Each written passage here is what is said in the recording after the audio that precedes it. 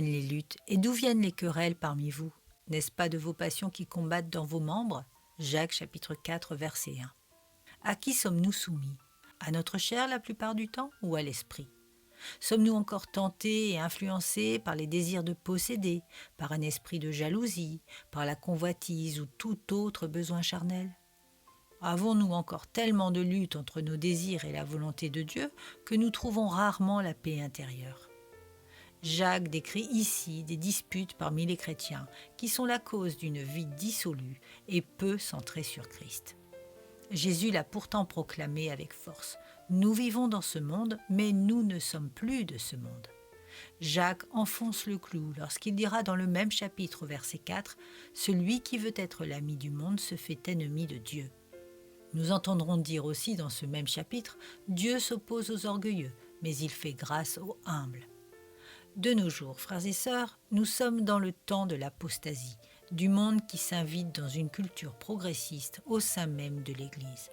Des mouvements très centrés sur les manifestations et le charismatique ouvrent la porte à de nouvelles pratiques cultuelles modernistes.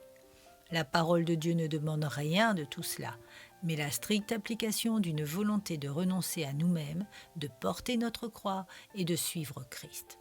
Pas de place pour les manifestations cherchant à influencer Jésus, à accomplir nos désirs, mais plutôt l'enterrement de première classe de notre chair pour que Jésus prenne toute sa place.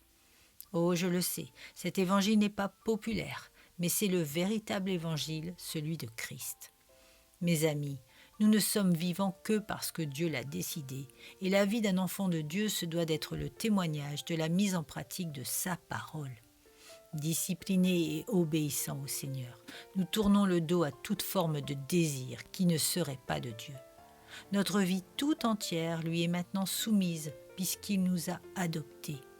Nous sommes les enfants d'un Père qui est parfait, qui est amour, bonté, justice et sainteté.